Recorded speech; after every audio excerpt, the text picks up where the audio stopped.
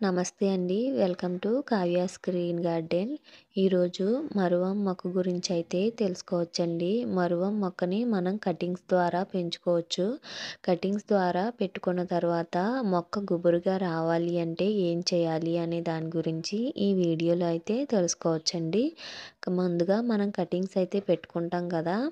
ఎలా పెట్టుకోవాలి అనేది కూడా ఈ వీడియోలో అయితే తెలుసుకోవచ్చు. పెట్టుకున్న తర్వాత ఇవైతే చాలా బుషీగా వచ్చాయండి. చూసారు కదా! పక్క నుంచి కొమ్మలు కూడా వస్తున్నాయండి.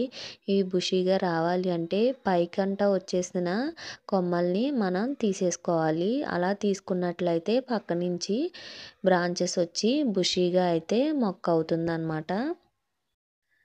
మీరు వీడియోలో చూస్తున్న విధంగా కట్ చేసేయండి, తీసేసేయండి. అలా తీసేసినట్టయితే పక్క నుంచి కొమ్మలొచ్చి బాగా బుషీగా అవుతుంది. మరువం మొక్కని కనకంబరాలు గానీ అలాంటి వాటిలో వేసి పూలమాల కట్టుకుంటారు. అలాగే దేవుడి దగ్గర కూడా పెట్టుకుంటారు చాలామంది. అలా వీటిని యూజ్ చేసుకోవచ్చు. లేదా ఆ కటింగ్స్ తీసేసినవి కూడా కొత్తగా కొమ్మలొచ్చినాయి కదా! వీటిని కూడా మనం కటింగ్స్ ద్వారా పెంచుకోవచ్చండి. వీటిని కూడా పడేయాల్సిన అవసరం లేదు. కటింగ్స్ ఎలా పెట్టుకోవాలి అనేది కూడా ఈ వీడియోలో చూడొచ్చండి. చూసారు కదా! కింద లీవ్స్ అనేవి తీసేసి ఇలా కటింగ్స్ అనేది పెట్టుకోవాలి. చాలా ఈజీగా అయితే మొక్కలైతే బతుకుతాయండి. ఒకసారి ఇలా ట్రై చేసి చూడండి. వీటి ఫర్టిలైజర్ విషయానికొస్తే నైట్రోజన్ అయితే అవసరం అవుతుందండి. మీరు నైట్రోజన్ ఉండే ఫర్టిలైజర్స్ అయితే వీటికి ఇవ్వచ్చు.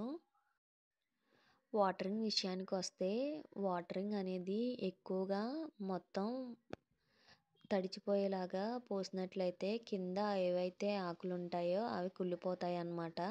అందుకని డ్రైనేజ్ హోల్స్ సరిగ్గా ఉండే టబ్స్‌లో మరువం మొక్కని పెంచుకోవాలి. మనం వాటరింగ్ ఇచ్చిన తర్వాత వాటర్ అంతా కిందకొచ్చేస్తాయి కదా! అందుకని డ్రైనేజ్ హోల్ అనేది సరిగ్గా ఉండేటట్లయితే చూసుకోండి. చాలా ఈజీగా మరువం మొక్కని కటింగ్స్ ద్వారా పెంచుకోవచ్చు. అలాగే మనం బుషీగా కూడా చేసుకోవచ్చండి. కటింగ్స్ పెట్టుకున్న వాటిని మరీ ఎండలో అయితే పెట్టకండి. షెమీ షేడ్‌లో అయితే పెట్టుకోండి. అప్పుడే రూట్స్ అయితే ఫార్మ్ అవుతాయి. ఈ వీడియో గనుక నచ్చినట్లయితే లైక్ చేయండి. Please subscribe my channel.